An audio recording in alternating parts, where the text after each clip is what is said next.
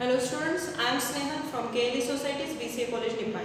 So we started with our Unit 2 and we simply covered with the what is the actual definition of the black box testing. So when we are focusing on the black box testing, what we actually do know, we are mainly knowing about the black box testing. Black box testing, here we just focus on the inputs and outputs of the software system. Okay, without bothering on the internal knowledge of the software program. So the above black box testing can be any software system which you want to test. Okay, it can be any software system. Now for example, you are going to consider that the operating system. Now in that, what you are going to consider, which part is considered as a black box testing. So for example, any operating systems like a Windows, a website like a Google, or the database like Oracle, or even your own custom applications also consider as an example of your black box testing. So under the black box testing, basically you can test the applications by just focusing on the inputs and outputs without knowing the internal code implementation and considering the various different video tutorials for it. Actually, basically each and every video tutorial, whatever you are going to focus for the black box testing, they are going to provide you such a type of knowledge only that here the black box testing is going to focus on only the input and the output values without bothering the internal structure, without bothering the internal code written for that particular software or the program. So that is the actually what we are going to consider, that is the actually the black box testing.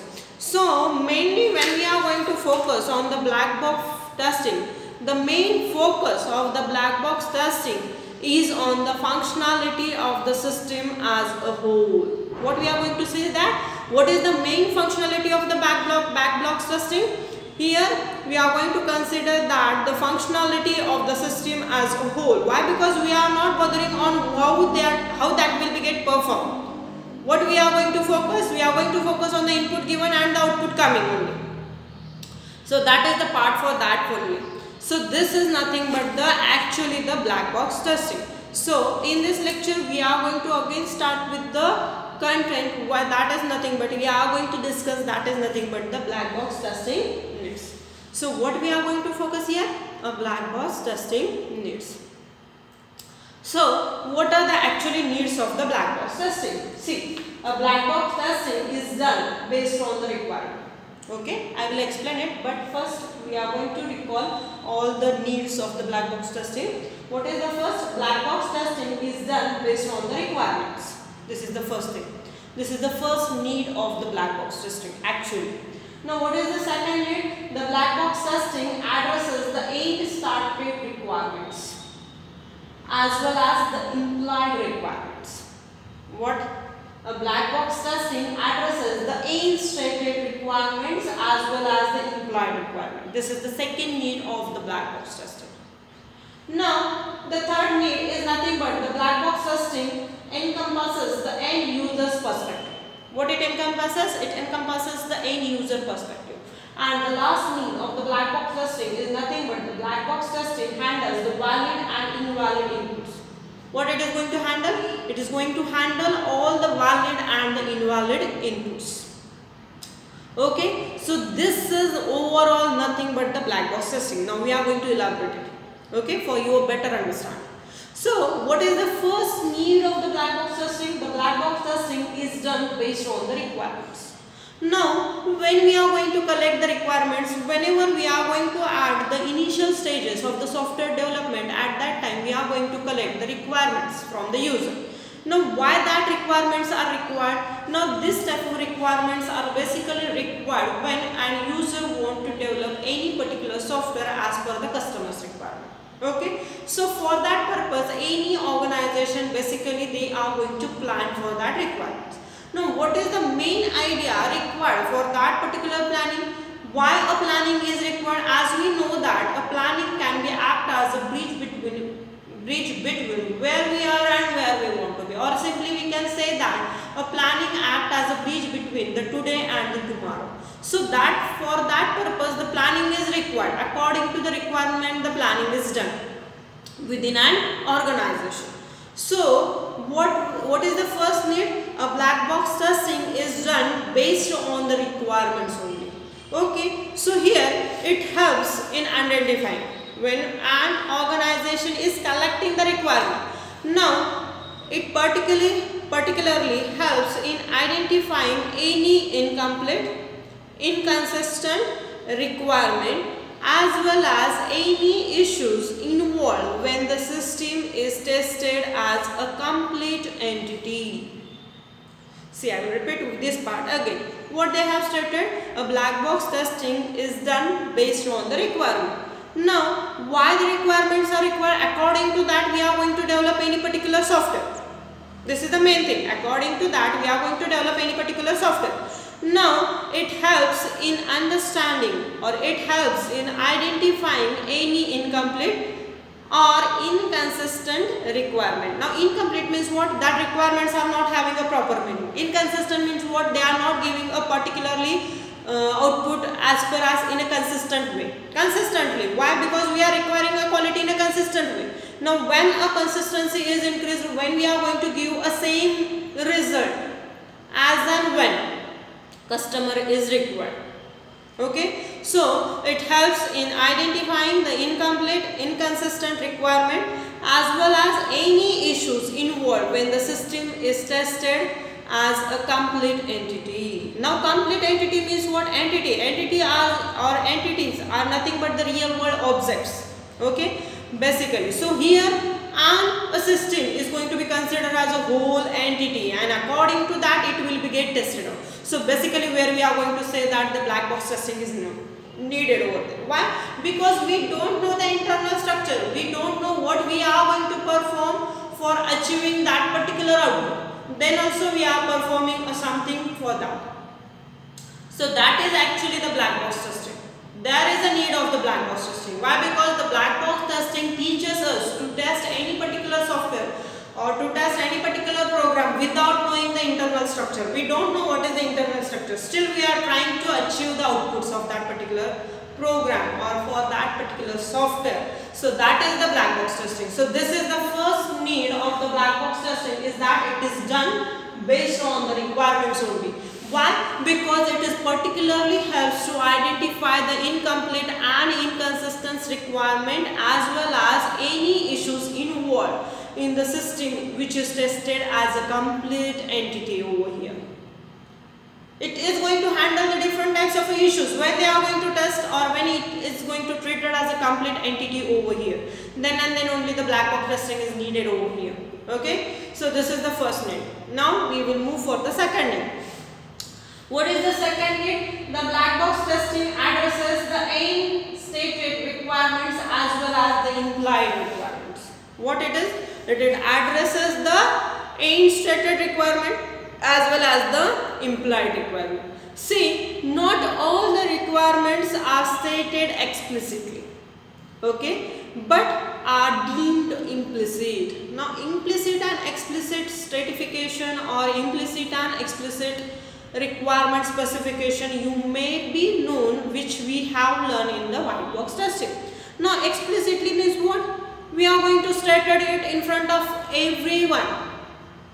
But implicit means what? Indirectly. Indirectly we are going to state it in front of all others.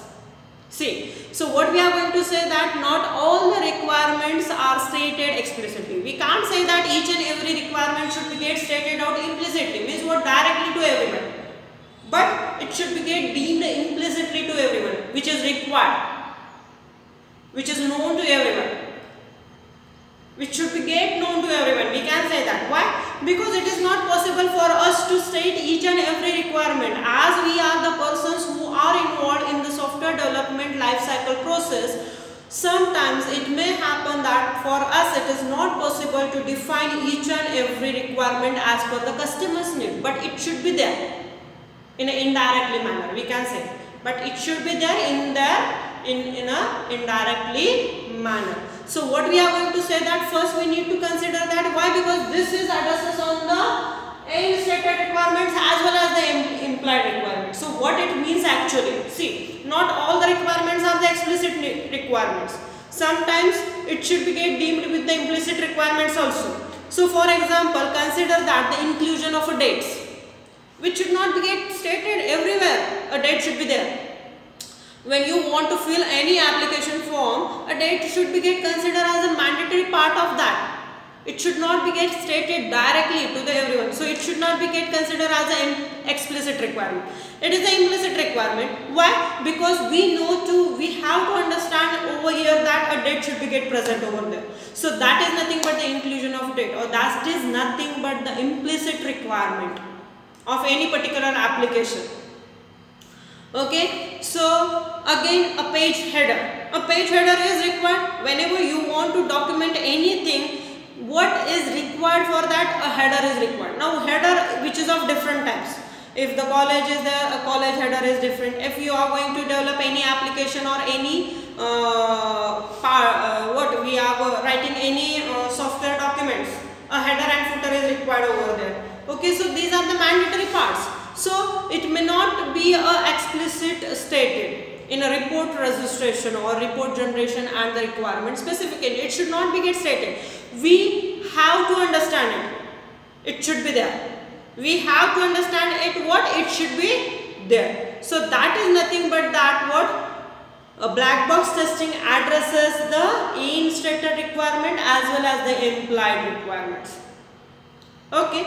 Now again, however, we need to consider this would need to be included while providing a product to the customer enable, okay, for the better readability and the usability.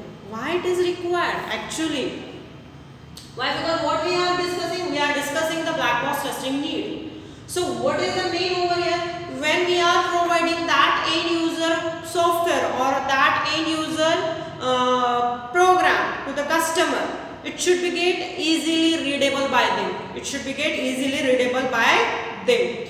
Then what next? What we need to consider? It should be get easily used by them. It should be get easily used by them. So then and then only they are going to understand it very effectively and efficiently. So this is also considered over here. Okay. Now the third need is nothing but the black box testing encompasses the end user perspective. Now what it means that, see, since we want to test the behavior of the product, what? Because the black box testing is nothing but the behavioral testing. So what we are going to test over here? We are going to test the behavior of the product, okay, from an external perspective, end user perspective, and the internal or the integral part of the black box testing. Why? Because it is known. Why? Because here they are focusing on the end user perspective. Now why end user perspective is required over here? Because we are only focusing on the input given to the system and the output coming from that particular system. So what is actually required over here? Since when we want to test a behavior of the product from an external perspective, end user perspective, when it should be get considered as an integral part of your black box testing. Because we don't know the internal structure. So where we are going to focus? What they are expecting from us. And what is the input given? We are given over there. So this is the actual need of the black box testing, where there is a need of the black box testing. Now the last is nothing but the black box testing handles the valid and the invalid inputs also. Now why this is happen? Now it is very natural for the user to make the errors, okay, when they are using the products. We are the users, we are the human beings, and it is our habit to make the errors. It is an habitual to us. Why? Because we can't say that each and every every person is perfect over here.